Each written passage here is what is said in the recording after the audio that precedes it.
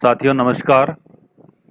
आज हम आपके लिए लेकर के आए हैं सारा दर्पण जो कैलेंडर सत्र है 2023-24 23-24 का जो साला दर्पण पर ऑनलाइन जो कार्य है वो हमें किस प्रकार से करना है, उसके लिए शिक्षा विभाग द्वारा जो एक कैलेंडर जारी किया गया है कार्यालय निदेशक माध्यमिक शिक्षा राजस्थान बीकानेर के द्वारा, हम उस पर चर्चा करने वाले हैं कि इस सत्र में हमें कौन कौन से कार्य करने हैं और उन कार्यों को साला दर्पण पे उनकी एंट्री करने का जो दायित्व है वो किस किस का रहने वाला है, उसके ऊपर हम चर्चा करने वाले हैं।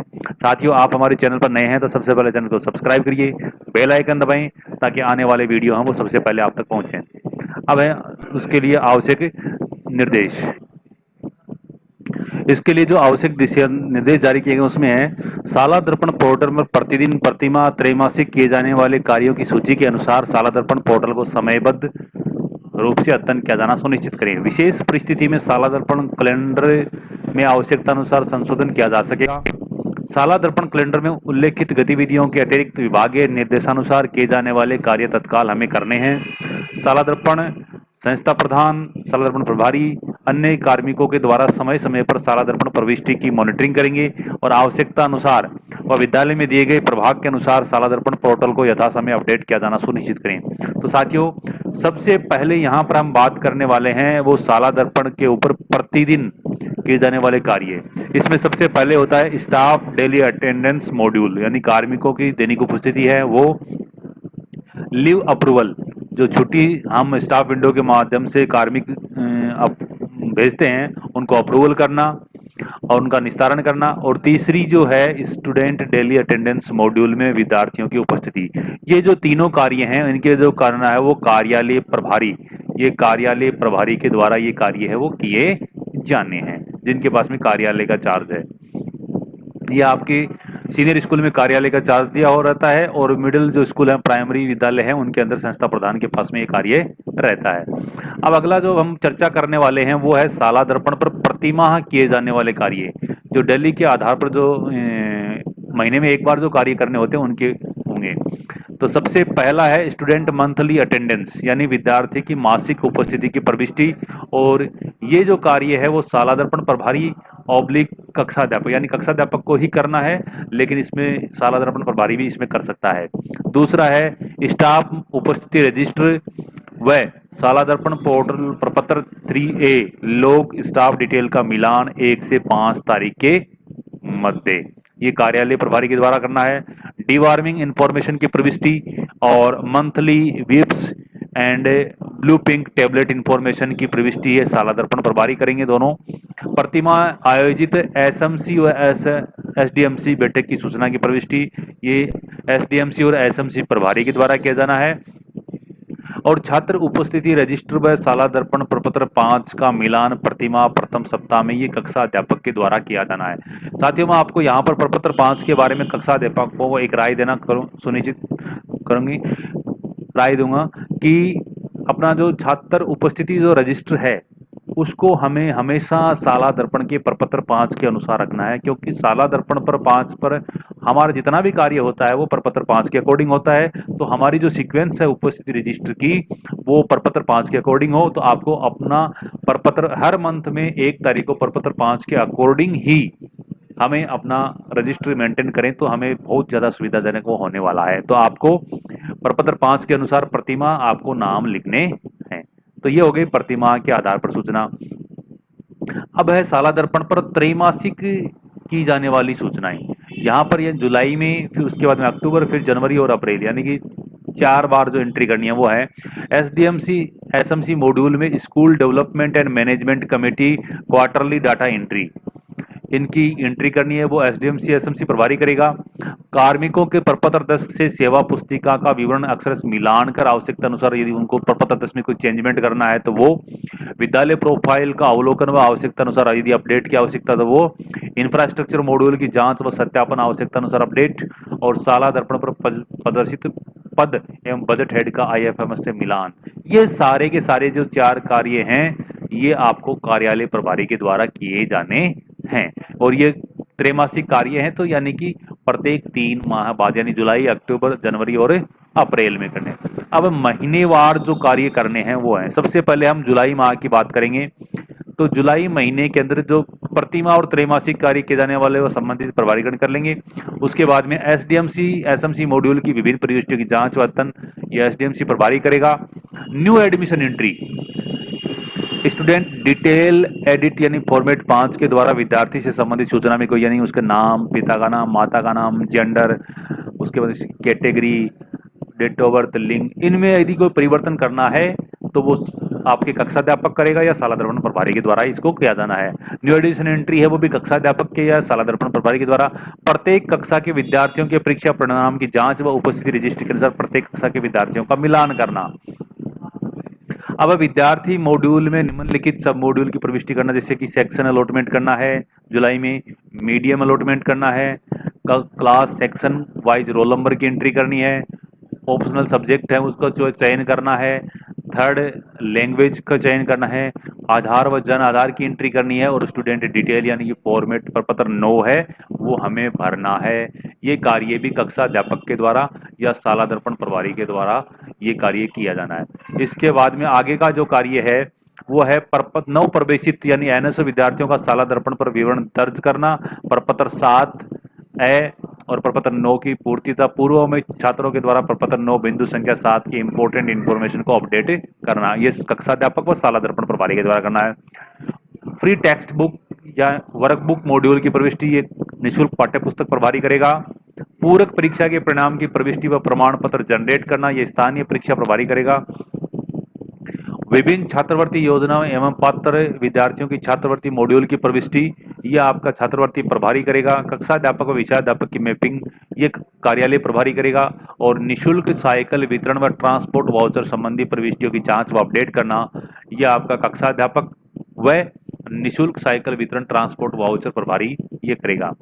उसके बाद में पीओ यूसीओ लॉगिन में विद्यालय के बाहर आउट ऑफ स्कूल बच्चों की सूचना की प्रविष्टि यानी हाउस होल्ड सर्वे की जो प्रविष्टि है वो अपने पीओ व यूसीओ के द्वारा किया जाएगा। उसके बाद में अगस्त माह है, यहाँ पर हम बात करने वाले हैं अब अगस्त माह के अंदर होने वाले कार्यों की। तो अगस्त माह में प्रतिमाह किए जाने वाले कार्य उसके संबंधित प्रभारीकरण हम जो कर लेंगे। नव प्रवेशित एनएसओ विद्यार्थियों का शाला दर्पण पोर्टल पर विवरण दर्ज करना व प्रपत्र 7 व प्रपत्र 9 की पूर्ति करना कक्षाध्यापक करेगा।